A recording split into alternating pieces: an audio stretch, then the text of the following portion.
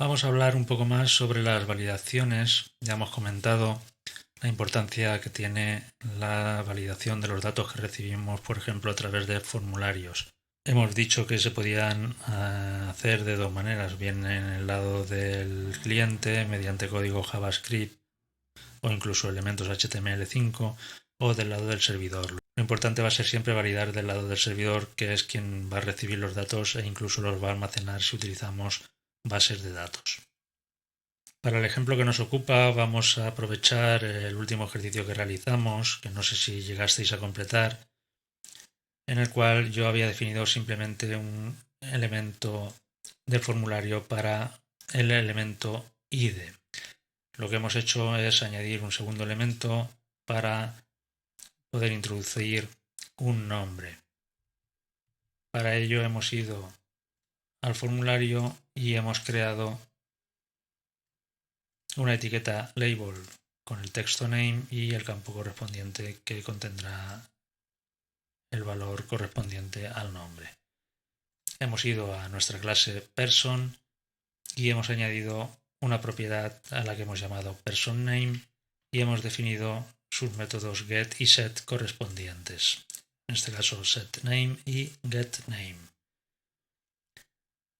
Hemos pasado al método constructor un segundo argumento y hemos añadido esta línea de aquí que lo que hace es llamar al método setName para inicializar o asignar el valor que recibimos mediante el formulario a la propiedad personName.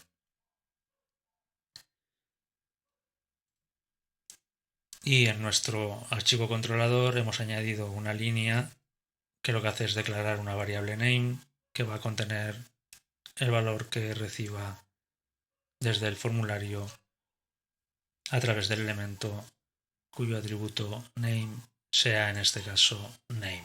Y aquí estábamos haciendo uso del método testInput de nuestra clase validate, que si vamos a la clase validate vimos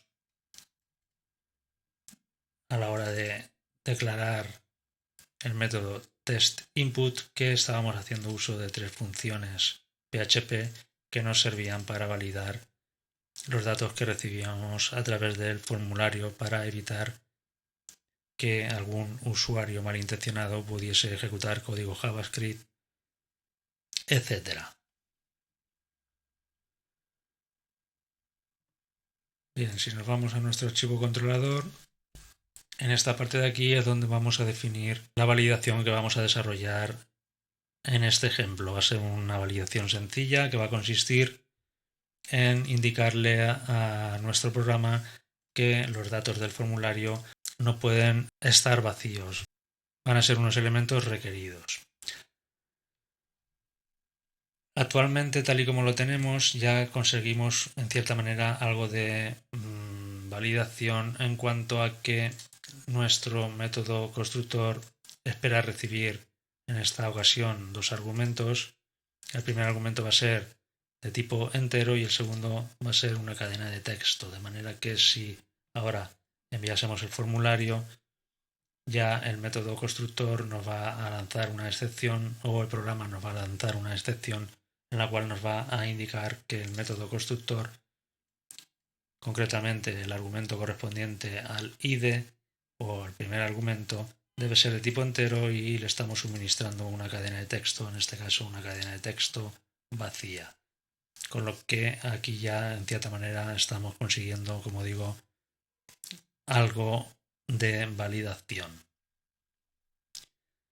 Pero si introdujésemos un valor para el campo ID y enviamos el formulario, en esta ocasión, como vemos, no nos lanza ninguna excepción, ya que el método constructor en su segundo argumento está esperando una cadena de texto y como le estamos suministrando una cadena de texto vacía, pues lo da por bueno. Nuestro objetivo, como digo, es hacer que estos dos campos sean requeridos. Para conseguir esto, lo primero que vamos a hacer es, como digo, aquí definir, en este caso vamos a definir un array al cual hemos llamado fields, va a ser un array asociativo y aquí vamos a indicar los elementos que queremos que sean requeridos. El primer elemento va a corresponder al ID y el segundo elemento va a corresponder al name. A continuación vamos a declarar una variable a la que vamos a llamar result o resultado, que contendrá lo que nos devuelva el método validateForm de nuestra clase validate, el cual debemos definir ya que actualmente solo contamos con un método, que es el método testInput. A este método le vamos a pasar un argumento que va a ser el array que hemos definido anteriormente. Si vamos a nuestra clase validate, yo ya lo tengo definido, pero actualmente solamente contaríamos con este método. Bien, pues vamos a definir este nuevo método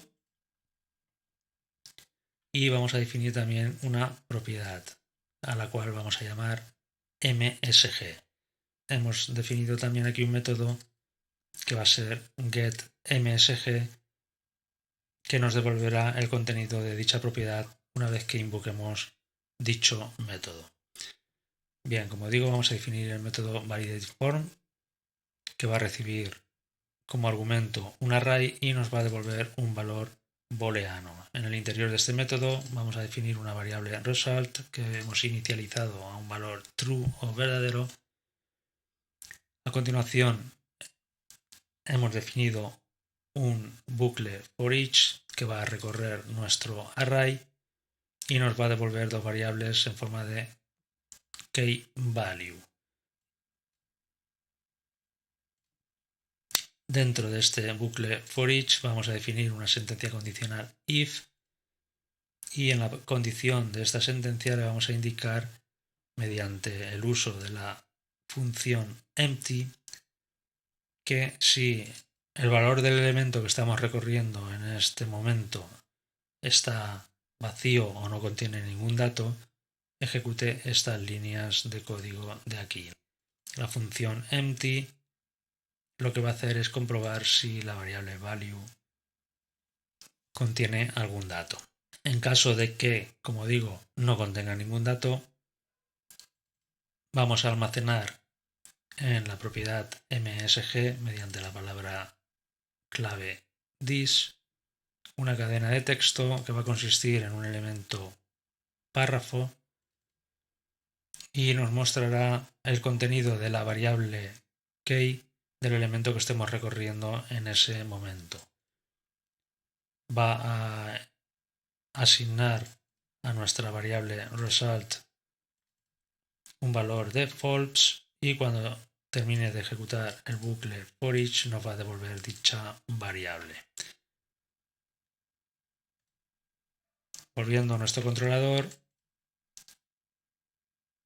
la variable result finalmente lo que va a contener va a ser un valor true o false. Una vez hecho esto, lo único que tenemos que hacer es definir una sentencia condicional if, en cuya condición vamos a decir que si el contenido de la condición es false, ejecute estas líneas de código de aquí. Esto lo vamos a conseguir mediante el operador de negación. Es decir, si no utilizásemos el operador de negación, en la condición le estaríamos indicando, o la condición sería lo mismo que decir si el contenido de la variable result es verdadero, que ejecute las líneas de código de aquí. Como lo que nos interesa es que las líneas las ejecute en el caso de que sea false, para ello utilizamos el operador de negación, que sería lo mismo que decir que si esta condición es falsa, o sea, lo contrario de verdadero es falso, pues ejecute estas líneas de código de aquí, que lo que van a hacer es declarar la variable MSG, que contendrá lo que nos devuelva el método getMSG de nuestra clase validate, que si volvemos a la clase validate, aquí habíamos dicho que habíamos definido un método getMSG que nos devolvía el contenido de la propiedad MSG que habíamos declarado aquí. Y una vez hemos obtenido el contenido de dicha propiedad, lo que hemos hecho es lanzar una nueva excepción y le pasamos el contenido de dicha variable. Con lo cual, esta parte del código no se ejecutaría y pasaríamos a ejecutar el bloque catch, que capturaría la excepción y nos mostraría la página de error mostrándonos el contenido de dicha excepción. Bien, volviendo al navegador, vamos a ver si esto funciona. Pues ahora si enviamos el formulario, vemos cómo nos redirige a la página de error y nos está indicando que el campo ID es un dato requerido y el campo nombre es un dato requerido. Si solamente enviamos un dato, nos va a decir en este caso que el campo nombre es un dato requerido. Y si enviamos los dos datos, pues nos muestra la página de resultado mostrándonos los datos correspondientes a los dos campos. Bien, pues aquí tenéis un ejemplo de validación simple que hemos construido nosotros mismos. Como siempre, espero que haya sido de utilidad. Nos vemos en un vídeo posterior. Un saludo. Hasta luego.